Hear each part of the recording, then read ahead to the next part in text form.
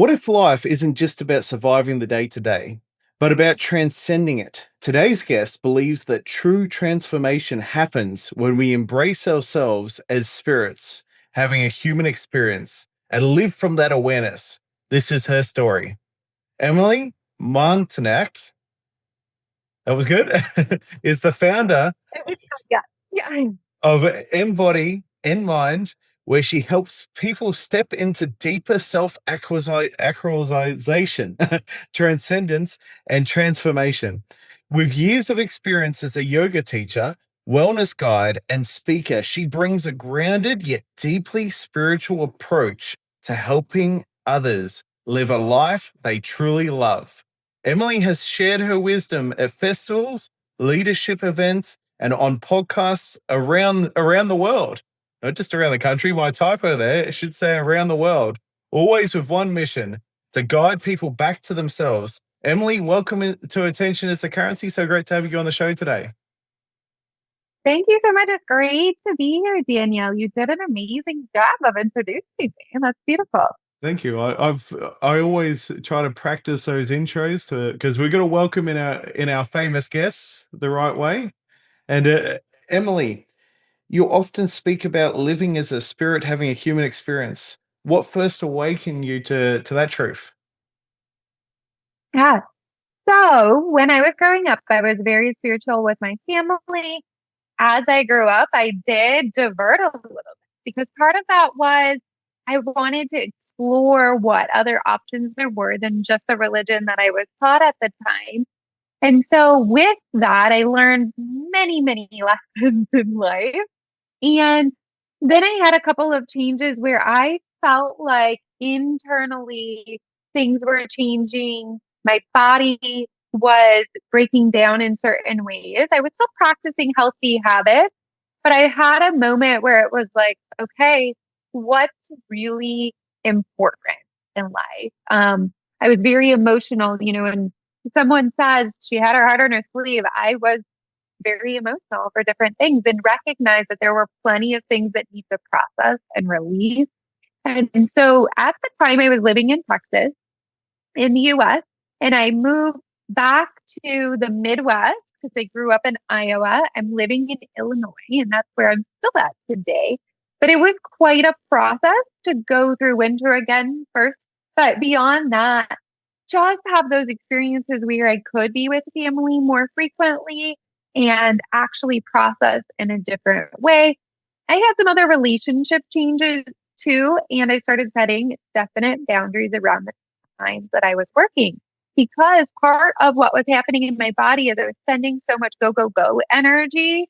And I was doing things to be resilient through yoga, Ayurveda. However, there's still a point where we've got to be able to take care of ourselves and take those quiet moments. And I just started being amazed by everything I saw in the world. I would go out and go hiking and I'd be like, whoa, look at this cool thing.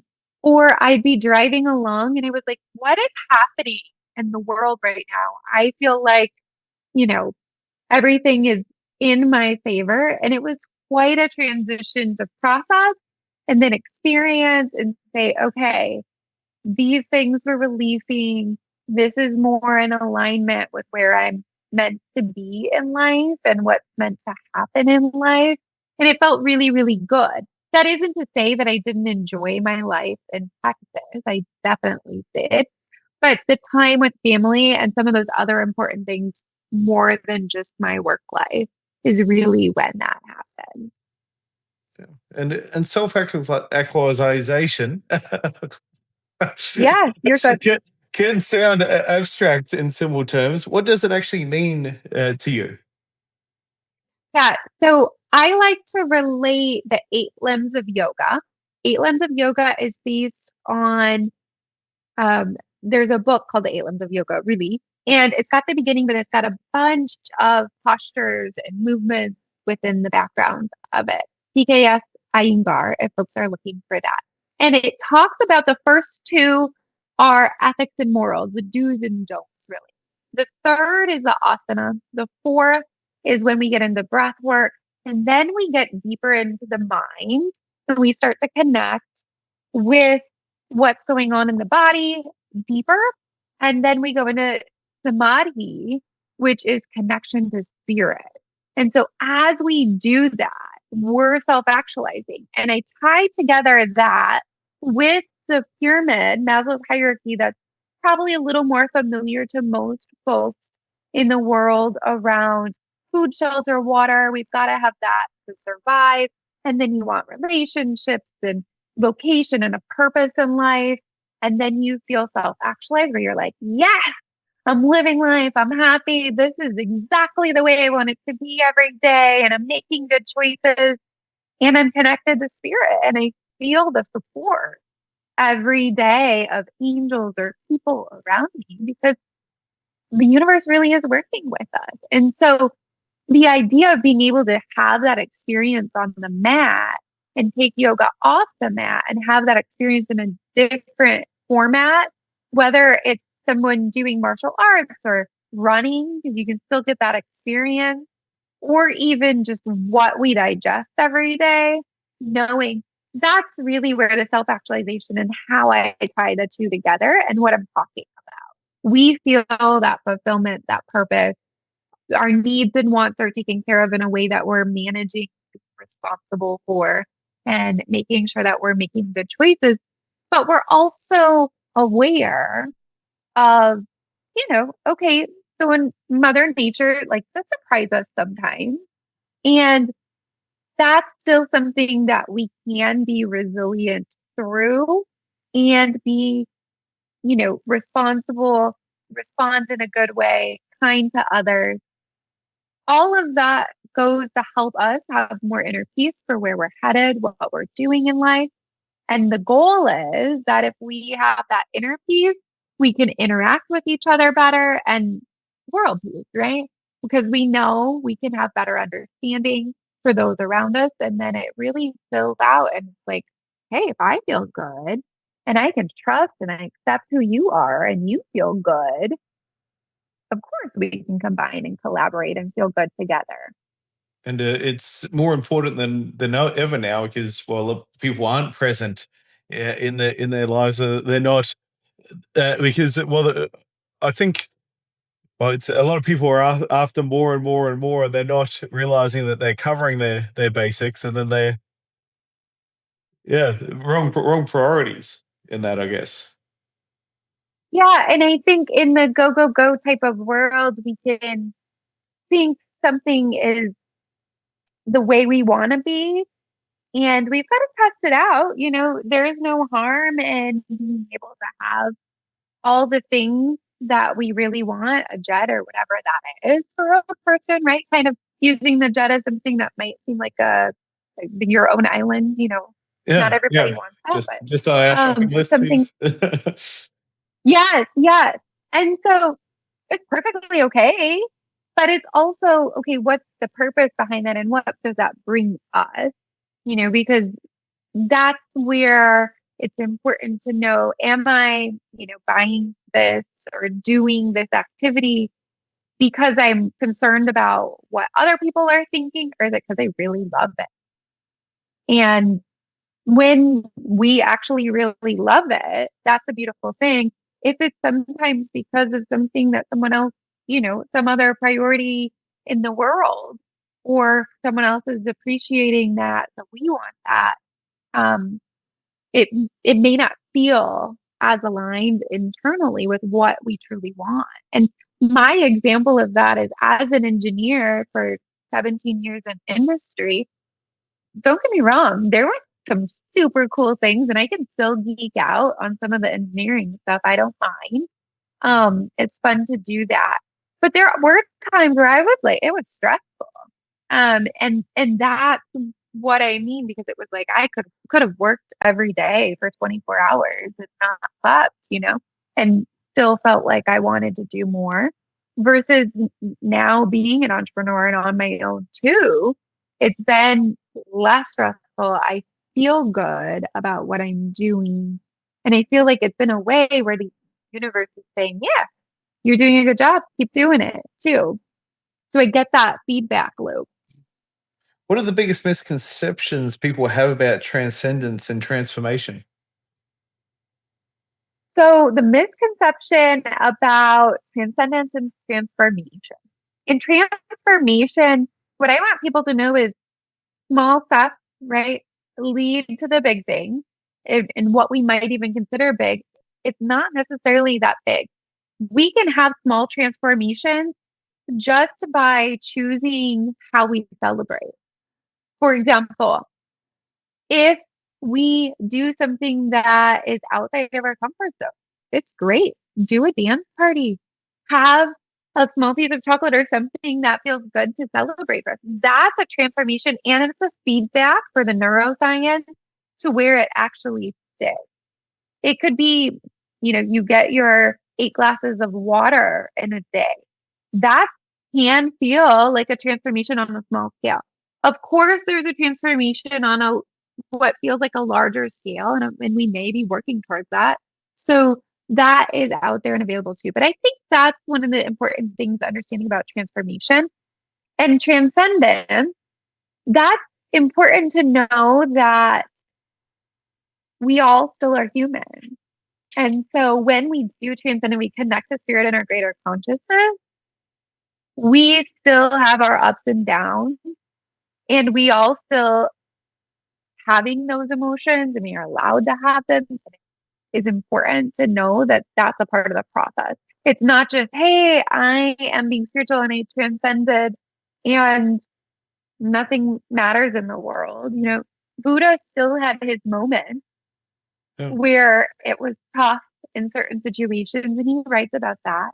And so recognizing that we can have those experiences, and that doesn't mean that we're transcending any less or more. It means, hey, we had an experience, and what do we want to do with that? How do we learn? How do you help people who feel stuck move toward that higher state? So the biggest thing is we talk about what they're noticing, what they're focusing and spending their energy on, their attention, if you want me to use that word, it goes with Yes, the show, right? yes, What are they the spending their brand. attention on? And also to know that they are more powerful than their circumstances or conditions. Because spirit, you know, we do have the human body, but with spirit, and we put the intention out into the universe that we do want better and that we are going to put the effort and actions to do it, then that universe says, okay, that's what he or she really wants. Let's do it. We're gonna work together and we're gonna make it happen. And you work with people on balancing their spirit and humanity. Why do so many get lost in the chaos of their daily lives while working in this direction? This is a beautiful question. So when I was talking about even my spiritual journey, right? And where I got to today, I myself got caught up in, yeah, okay, I'm going to get this report done, or, oh, that's a really cool project. I want to make sure we have everything in place. And started to forget about, okay, well, yeah, you still need to sleep. And I did sleep, it just was shorter probably than I would have preferred at the time. And getting into it. So when we get into that and we know, like, we've got to set something up in our minds to say, oh, yeah, I do need to go do this, or set some boundaries, if we want to call it that, around I go to bed at 9 and know that we can tell somebody and it's okay. Hey, I'm going to bed at this time, or I'm turning my phone off at this time. And that's important to me, so that for my own well-being. And it's okay for you to still send me a message, but I'm probably not going to reply. Or please don't message me, depending on the person, right? During that time. For me, I have my phone, it goes on silent and bedtime mode, and it doesn't come through. I'm not going to hear it, except for the people that I put it on as an emergency, something like that, right? And so that capability is out there too. But recognizing that part of it too, of, hey, we can get caught up in something and it's perfectly okay for that to happen. But when we notice, what is our response to that in a graceful, kind to ourselves way, as well as kind to others, and saying, oh, I would like to make a change here. And this is what it is. There are times where, it's good to have some joy and stuff too. Don't get me wrong. Those moments of awe where, you know, I've had a few where I look out and I'm like, oh my goodness, the moon is absolutely beautiful, or the sunset is absolutely beautiful, and to kind of get caught up for a moment, those refresh and revigorate the body. So that's not necessarily a bad thing. Um, it's if those happen all the time No, and definitely. then, you forget to pick up the kids or something. Yeah. That's a little bit of a different sort of thing. Well, I always try to, yeah, I tend to, I'm always quite disciplined in my actions, but the bedtime and so on, it's always very difficult to to discipline those things because there's, I think these days we're very impatient. We really are. We want things done now. We always think that we can do more, but we've actually put things in motion where I try to have that quiet time and appreciate things when I walk the dog, when I take him up around the block. So that's the time that because well for me I sort of, because I do work across time zones as we do nowadays. You see a message come through late at night and you go, well, I'm gonna flick one back as I'm building the business. I'm doing the thing, but we still need, yeah, those switch offs at different levels. Yeah, that's beautiful. And a reminder that I give myself is the idea of sometimes you're most productive when you're doing nothing, because the body does need that time to practice. And that's where, I feel like meditation is almost like gold. Like, we may only be sitting there and it's, from the outside looking in, but the body is actually releasing, and it's releasing in the aura and all of that too. So walking the dog can be great. Noticing all the things around, definitely a good job, because then you're more present in that moment too. And that brings it back to Well, saying, okay, this is important. well, he gets grumpy with me if I'm looking at my phone and he pulls me. But he's fine if I'm not looking at the phone. So he's my, he goes, no, this is my time. You pay attention. But That's beautiful. and you touched a bit on it then, but how does the body through practices like yoga or breath work help reconnect us to our spirit? Yeah. So that's part of the transcendence, as I mentioned earlier, and the eight limbs and how that all works together. But really, what it's doing is motion is motion. And so when we have experiences throughout the day, whether that's what we eat or what we listen to, who we talk to, that energy is traveling, and it doesn't matter. So it doesn't matter if that person's sitting next to you. It does make a difference because our nervous systems regulate no matter what. And that's the importance, especially as like little kids are growing up, to be a calm, good example for them, because their nervous system is regulating with you. And that becoming the programming for their emotions later. But really what's happening is, if we have something that happens to us that feels like either a little T or a big T trauma, then being the T, then sometimes we hold that. And if we don't move the body and stretch it out, the mind may ruminate or sit on that. And it's either going to hold it in there and create a sense of awareness that we might react rather than respond more frequently if something close to that comes up. And then if the mind is ruminating on that, that's in the conscious brain. Unconscious, subconscious, when we're connecting to spirit, it's also going to be spending attention and currency on that in a different way. Whereas when we're putting in affirmations or we're putting in the good things, the moments of awe, the moments of what's around us, that let the unconscious and the subconscious reprocess and help release it. And the movement helps release it too. It's why massage feels so darn good. Yeah, that's it. Can you share a story of someone who's experienced a breakthrough through your work? Yes, definitely. So I had an individual come to work with me, and I'd known her for a little bit. So I knew that there were some things going on. We started out working more in the Ayurveda world. And so we had conversations, and Ayurveda is about digestion as well. And that is our experiences.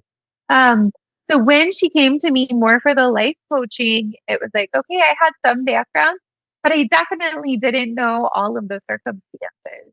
And as she was explaining what was happening, we were talking. I like to work in either 1 or 3 year increments when we talk about, okay, what life would you actually like to live in and how to set that so we can set the goals and work towards them. And she was like, okay, 3 months. And I was like, okay, we can do 3 months. And then when we talked about it, we typically do at least 4 areas: health and well being, love and relationships, time and money freedom, and vocation or our purpose and how it's expressed in the world. And there was some hesitancy in a couple of those areas. So like, okay, we can dive in a little bit more there, but giving the space for her to do that. Later on, as we're working together over the month, there were just like amazing things happening. So we would talk about something and she'd be like, hey, so after our conversation today, this is what happened. And there were like these really cool things happening. So she got a new job offer within the first like couple of weeks of working together. And she was looking, but she wasn't like 100% sure. At this point, she also had other things, relationships and other things that were going on, and her vocation. She was a little bit, but her first one we wanted to work on was vocation and her job. So that's what we focused on. But she had the new job offers. She was able to work with a number of different people and realize actually her value to where she ended up leaving her job. She didn't take the first job offer she got either because she was like, I'm going to feel it out. And her intuition is super strong and it's beautiful. It's like this cool thing to watch. And the day she gave her notice, she got an offer of a new job that she had been looking for. And it was like, yes, you're winning right now. And she also made some other changes and immediately had something. So even in her body, like you could just feel the energy where she's like excited and thrilled about everything every day. She's going on a vacation out of the country, which is on her own, which is really, really cool too, because that takes some bravery and courage to do. And so to me, I feel like she's becoming, right, who she really wants to be. And that's the beauty of what I get to see. But also, she's done so many other things for other people along the way too. And so it's been a great way to see the ripple effects for the community around her.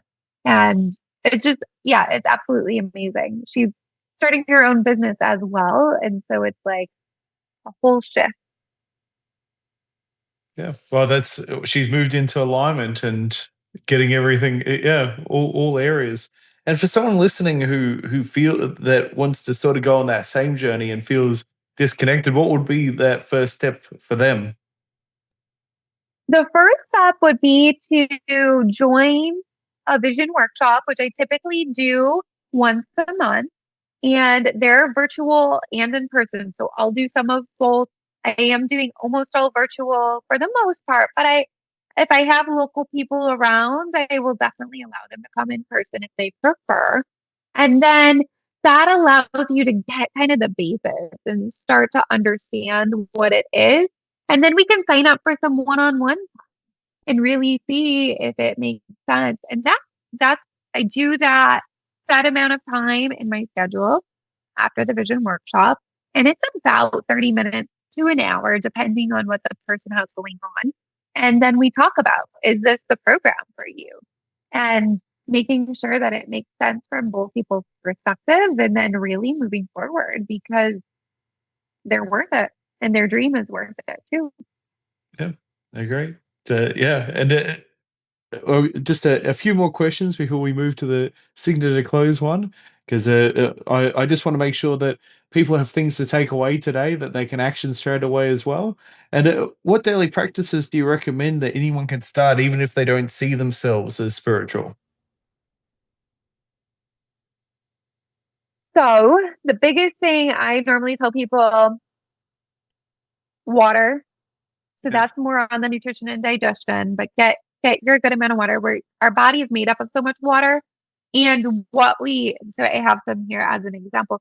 What we say to the water is important because that's also what we're digesting.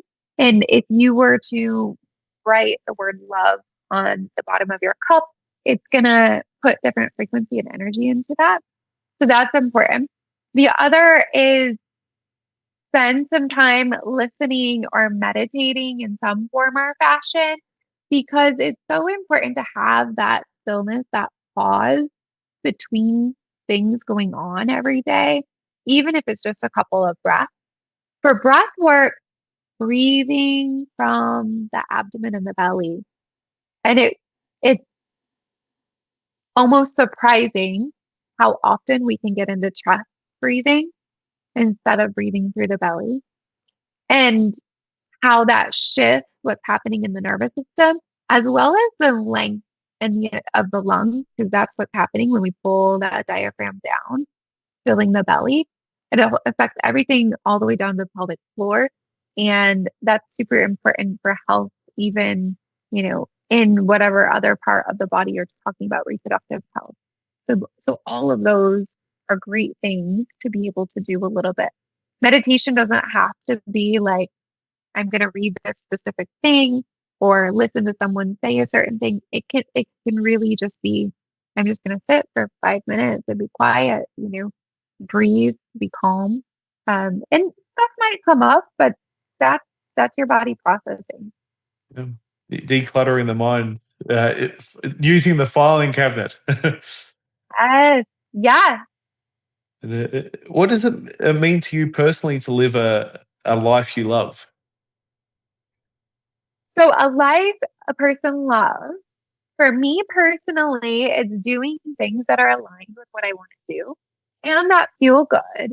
They're expansive. That doesn't mean that I'm not going to have a conversation with someone who maybe, I have a disagreement or something with, because I still want to be who I am, but doing that in a way that's kind to them, respectful, and shares with them my perspective, but is also understanding to their perspective, because that lets them know me and then I get to learn more about them too. And so that's a beautiful thing. So that's part of a life I love and the important part of my relationship.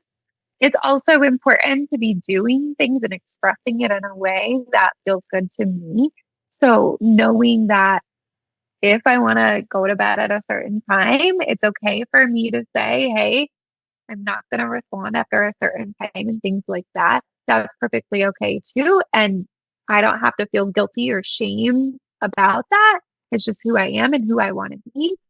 And so it means honoring yourself, taking those steps, doing things that are fun. So I've spent a couple of years now, we've gone skydiving and hot air ballooning to get some new experiences, as well as, just hanging out with different people and connecting with different people and really doing the things that bring that joy and that enjoyment into the body too.